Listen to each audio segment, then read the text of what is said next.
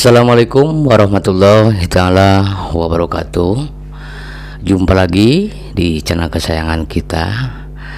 Siang hari ini ada berita yang ngeri-ngeri sedap ya, soal debat calon gubernur Sumatera Utara. Tadi malam dikabarkan jalan pulang mobil yang ditumpangi oleh Bobi Nasution dilempari orang yang tidak dikenal ya, orang yang tidak bertanggung jawab.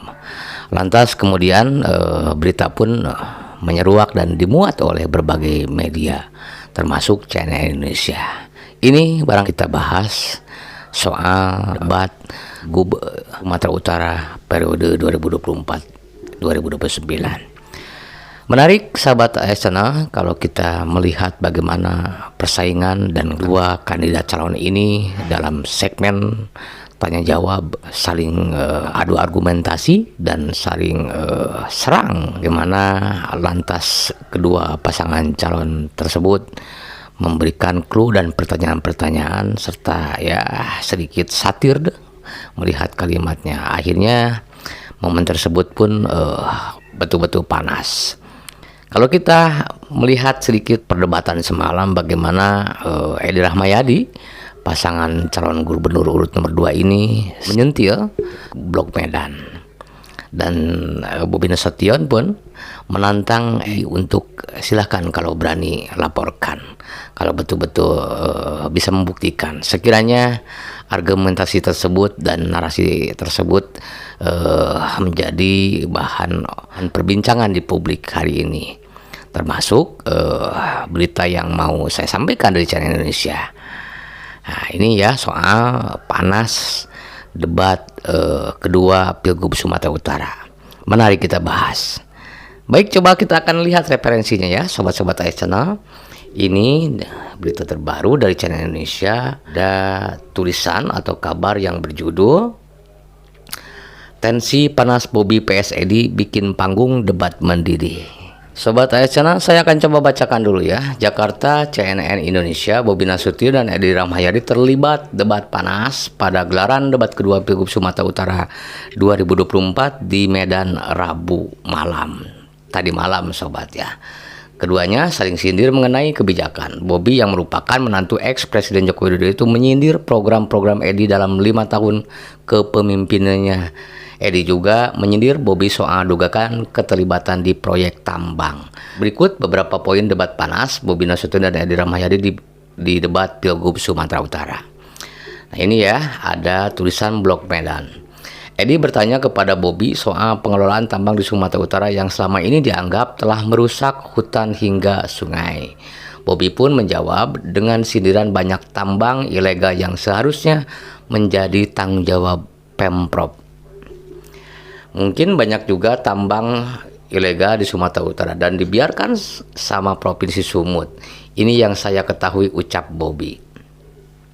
Edi merespon pernyataan itu dengan menyindir balik ya. Dia mengungkit istilah Blok Medan yang sempat viral di sidang kasus korupsi.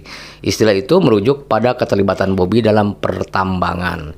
Ini jadi isu nasional, isu internasional. Saya ingin diklarifikasi sehingga rakyat Sumut tahu semuanya. Saya tak mau menuduh karena saya mendengar itu dari pengadilan, ujar Edi. Bobi menjawab dengan nada meninggi. Dia menyarankan Edi melapor ke penegak hukum. Jangan cuma di media, Bapak bawa ke ranah debat. Nah ini saya lanjutkan lagi ya. Halaman kantor Gubernur RP 2 miliar. Nah ini apa yang jadi bahan argumentasinya soal halaman kantor Gubernur RP 2 miliar. Rupanya Bobi menyentil juga ya, menyindir Edi Rahmayadi. Bobi menyindir kebijakan Edi membenahi halaman kantor gubernur dengan anggaran RP 2 miliar, padahal ia melihat banyak jalanan di Sumatera Utara yang rusak. Mohon izin saya baca di media, Bapak hanya untuk benerin halaman rumah dinas gubernur RP 2 miliar. Bapak keluarkan, tapi untuk jalan yang lain tak ada, enggak mau, ujar Bobi. Edi menyerang balik Bobi dengan menagih tanggung jawab. Dia berkata, Kota Medan yang dipimpin Bobi juga masih perlu banyak perbaikan jalan. Jalan yang rusak adalah masih di lingkup Kota Medan, karena bus listrik hanya berputar di Kota Medan. Kota Medan masih perlu perbaikan jalan. Itulah yang harus dilakukan ke depan, ujar Edi. Nah, ini juga poin, ada yang menarik juga poin berikutnya ya, Balai Latihan Kerja. Nah, ini Bobi dan Edi adu mulut soal Balai Latihan Kerja atau BLK. Bobi memulainya dengan mengkritik BLK di Sumut minim saat penciptaan lapangan kerja diperlukan. Tapi tak ada BLK yang dari Provinsi Sumatera Utara, minimal tambahlah satu. Jangan fasilitas di dalamnya pun diperbaiki, ujar Bobi. Edi membantah pernyataan ini. Dia mengatakan Sumut memiliki 17 BLK. Ia pun menyindir balik Bobi. Mohon ini dipahami, kalau hanya bicara-bicara yang maklum kan wali kota. Jadi yang baru tahu itu harus benar-benar berbicara, gunakan sehingga rakyat mendengar, kata Edi.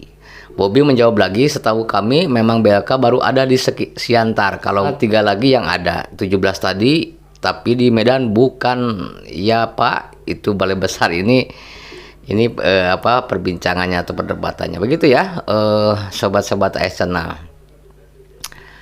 Ini juga ada berita yang yang bisa saya tambahkan soal mobil Bobi Nasution dilempari batu, tim pemenangan bakal lapor polisi. Menarik ya, sobat AS-Channel, berita yang saya angkat dan Indonesia soal peristiwa atau kejadian-kejadian di ajang atau di momen debat Pilgub Sumatera Utara 2024. Ini kita bisa prediksi dari awal bahwasanya perdebatan malam tadi sudah bisa diprediksi ya akan jauh lebih memanas, berbeda dengan suasana perdebatan yang pertama, karena sekali lagi isu atau tema yang diangkat oleh dan disajikan oleh KPU itu betul-betul akan menusuk kepada yang namanya public policy atau kebijakan. Hari ini bahwa perdebatan tersebut ya dengan argumentasi tajam, narasi yang tajam, dua-duanya bertahan. Beberapa sindiran yang kita bisa lihat dan saksikan ya, mungkin live streaming tadi malam. Begitu ya, sahabat-sahabat AS-Channel. Silahkan sekali lagi untuk saudaraku, sahabatku di Sumatera Utara ya, sebagai civil society bisa betul-betul menimbang-nimbang, memilah serta memilih siapakah yang dianggap paling layak dan yang berpotensi bisa memenangkan dan menjalankan pemerintahan selama 5 tahun ke depan. Ini akan jauh lebih menarik kalau memang kita sebagai masyarakat bisa menentukan pilihan kepada siapa kita akan memberikan pilihan. Ingat ya, dari civil society memilih pemimpin itu betul-betul harus mempertimbangkan soal personalnya juga ya. Kita banyak belajar ya, sobat AS-Channel, bagaimana lantas bergantian ya kepala daerah, namun ya hasilnya ya kebijakannya tidak terlihat secara signifikan. Saya percaya rakyat hari ini ya, termasuk masyarakat utara. Saya berharap di antara dua pasangan calon ini ya terlahir dan menduduki kursi jabatan sebagai Sumatera Utara 1. Kemudian kita berdoa dan siapapun di antara kedua yang lahir betul-betul ya bekerja, mengabdikan diri untuk kesejahteraan, untuk kemaslahatan, untuk pembangunan Sumatera Utara. Lalu bagaimana soal proses? Ya, proses yang dilakukan tentu harus betul-betul baik dan bersih ya. Sekali lagi kita sentil Bawaslu dan KPU-nya agar senantiasa menjadi wasit dan penengah ya yang jujur ya.